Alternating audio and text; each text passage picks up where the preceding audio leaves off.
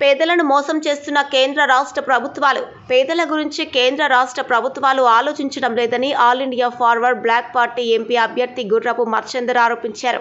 ఎన్నికల ప్రచారంలో భాగంగా ఆయన బాన్స్వాడలో పాత్రికేయుల సమావేశంలో మాట్లాడారు. అధికారంలోకి వచ్చిన 100 రోజుల్లో 6 గ్యారంటీలు అమలు చేస్తామని చెప్పి ఇప్పటి వరకు రాష్ట్ర ప్రభుత్వం అమలు చేయలేదని ధ్వజమెత్తారు. వారికి 500 రూపాయల బోనస్ ఇస్తామని చెప్పడంతో రైతులు కాంగ్రెస్ మోసపూరిత వాగ్దానాలకు నమ్మి ఓటు వేశారని, ప్రస్తుతం రైతులు ఆలోచనలో పడ్డారని పేర్కొన్నారు.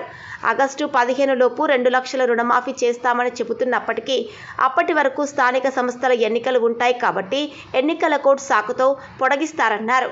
రామ జన్మభూమి కోసం ఎల్కే అద్వానీ 30 ఏళ్లు పోరాడారని, బాలరాముని ప్రాణప్రతిష్ఠ కార్యక్రమానికి మోదీ ఆయనను పిలవకుండా అవమానపరిచారని గుర్తు చేశారు. కేసీఆర్ హయాంలో డబుల్ బెడ్రూమ్ ఇల్లు ఇస్తామని చెప్పి ప్రజలను మోసం చేశారని అన్నారు. త్యాగం చేసి రామాలయం కోసం ఆయన కష్టపడ్డాడు.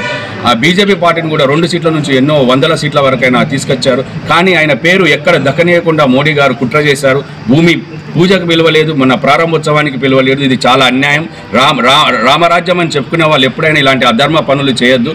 ఆ క్రెడిట్ అంతా అద్వానీ గారికే దక్కాలి. దానికోసం కూడా నేను మాట్లాడడం జరుగుతుంది. అద్వానీ గారికి మన ప్రజలందరం కలిసి ఆ రామజన్మభూమిలో ముఖ్యమైన క్రెడిట్ అనేది అద్వానీ గారికి దక్కాలి. అందులో మోడీ పాత్ర చాలా చాలా తక్కువ.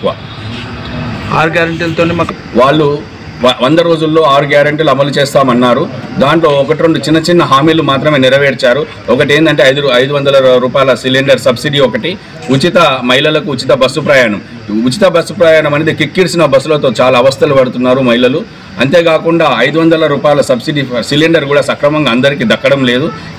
మీకు పెద్ద ఏవైతే ఉన్నాయో 2500 రూపాయలు ఒక మహిళ ప్రతి మహిళకి ఇవ్వడం అనుకోండి, 5 లక్షల రూపాయల లోను కార్డు ఇవ్వడం అనుకోండి, 2 లక్షల రుణమాఫీ అనుకోండి, 15,000 రైతు భరోసా ప్రతి నెల ప్రతి ఎకరానికి ఇవ్వడం అనుకోండి, కౌలు రైతులకు 12,000 ఇవ్వడం అనుకోండి. ఇలాంటిది ఏది కూడా వాళ్ళు చేయలేకపోయారు. పెన్షన్ కూడా 4,000కు పెంచుతామన్నారు, అది కూడా పెంచలేకపోయారు. వరికి 500 బోనస్ ఇస్తామన్నారు, అది కూడా ఇవ్వలేదు. ఇవన్నీ ఆగస్టు 15 వరకు ఇస్తామంటున్నారు. అంటే అది కూడా దాంట్లో కూడా కుట్ర దాగి ఉంది.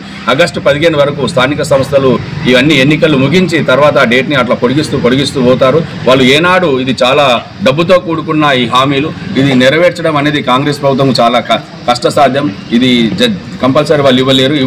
ఇవే ఇచ్చేలా నేను కూడా ప్రజలలో ఉండి పోరాటం చేసి సాధ్యమైనంత హామీలు నెరవేర్చాలా నా శాయశక్తులు కూడా కృషి చేస్తానని కూడా నేను విన్నవించుకుంటున్నాను. ఇది గాలి అనిల్ కుమార్ గారు అయితే స్థానికేతరుడు. ఆయనకి ఇక్కడ ఏమీ అనుభవం లేదు. మన ప్రాంతం గురించి తెలియదు, గ్రామీణ వాతావరణం తెలియదు, వ్యవసాయం తెలియదు, వ్యవసాయ పంటలు తెలియదు, నేలల స్వభావం తెలియదు. గాలి అనిల్ కుమార్ గారికి ఓటు వేయడం అనేది చాలా వృధా. ఎందుకంటే ఆయన ఈ ప్రాంతానికి రాలేడు, ఈ సమస్యల మీద మాట్లాడలేడు, అర్థం కూడా చేసుకోలేడు. కానీ నేను భావించి చెప్పగలుగుతున్నాను. అంతేకాకుండా ఎన్నో రకాల సమస్యలు ఉన్నాయి.